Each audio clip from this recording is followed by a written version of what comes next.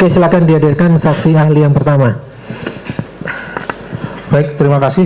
Yang pertama Dr. Trubus Rahadiansah, SH, MH, MSI. Oke, silakan duduk.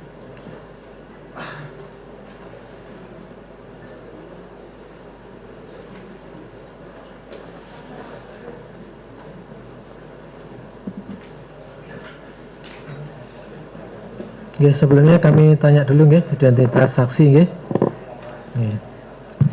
Saksi atas nama Dr. Trubus Rahardiansah, SHMH, MSI. Nggih, benar nggih? Lahir di Purworejo, umur 53 tahun, agama Islam nggih. Pekerjaan dosen tetap Fakultas Hukum Universitas Trisakti Jakarta. Alamat Jalan Kiai Tapa nomor 1, Kelurahan Tomang, Grogol, Petamburan, Jakarta Barat. Jadi pakai alamat di kantor ya. Mungkin dalam sidang hari ini saudara bawa surat tugas? Ada ya.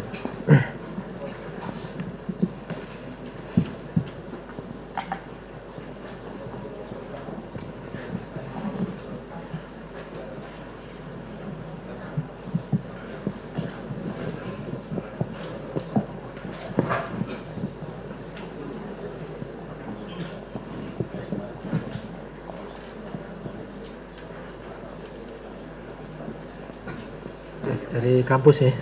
Oke. Makasih sekalian anunya apa? Kurikulum vitae-nya. Oh iya. Enggak cukup ya. Oke, silakan.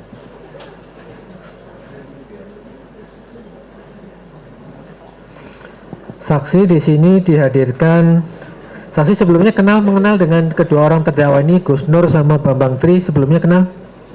Tidak mengenal ya, nggak ada hubungan apa-apa ya dengan mereka terdakwa ya.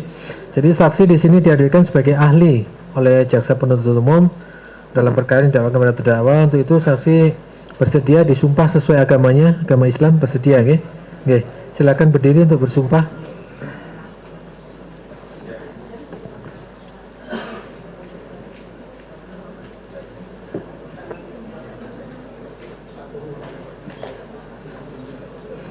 Diikuti ya, agama Islam ya.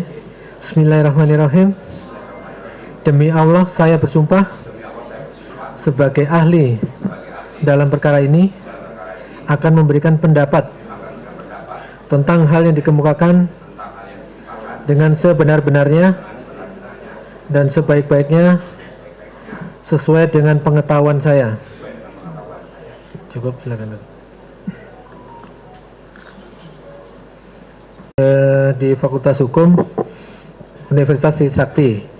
Ini mata kuliah utamanya mayor yang di ampu apa ini? Sosiologi hukum ya, sosiologi dan antropologi ya.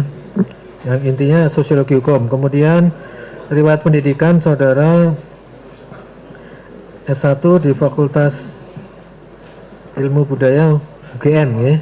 Kemudian S2-nya Master Sosiologi Antropologi Sosial dari FISIP UI ya. S3-nya Doktor Kajian Kebijakan Publik dari FISIP UI ya. Sebelumnya saudara sudah pernah memberikan memberikan pendapat keahlian di sebelum di sidang ini, di sidang-sidang lain sudah pernah? Sudah ya, sering kali ya. Sering kali ya. Supaya kita tahu. Jadi saudara doktor di bidang ilmu hukum ya? Doktornya di bidang ilmu hukum ya? Oh, sekolahnya 2 kali ya? S1 2 kali, S2-nya 2 kali, S3-nya 2 kali ya? Jadi doktornya di bidang kajian kebijakan publik, 1 di UI, kemudian S3 doktor ilmu hukum di Fakultas Trisakti ya? Ada 2 kali ya kuliahnya, S1, S2, S3-nya masing-masing 2 kali ya? Tapi pekerjaan tetapnya sekarang dosen ya di Universitas Trisakti ya. Kemudian selain sebagai dosen, saudara juga menerbitkan beberapa karya ilmiah, buku-buku ya. Yang sudah terbit ada berapa buku? 18. Ya, di sini tercatat ada 18 ya. Pengantar sosiologi hukum, perdamaian anti kekerasan dan seterusnya. manajemen kemajemukan, pluralisme etnik, rekonstruksi dan sebagainya, perilaku manusia, perspektif sosial budaya dan sebagainya. Ini pakai penerbit resmi ya, penerbit resmi. Kemudian dari saksi ahli ini sudah banyak sekali. Rata-rata ini kasus sengketa tanah, kasus pemalsuan pencemaran nama baik, kasus hoak, berita bohong. Ini ada 1, 2, 3, 4, 5, 6, 7, 8 kali ya.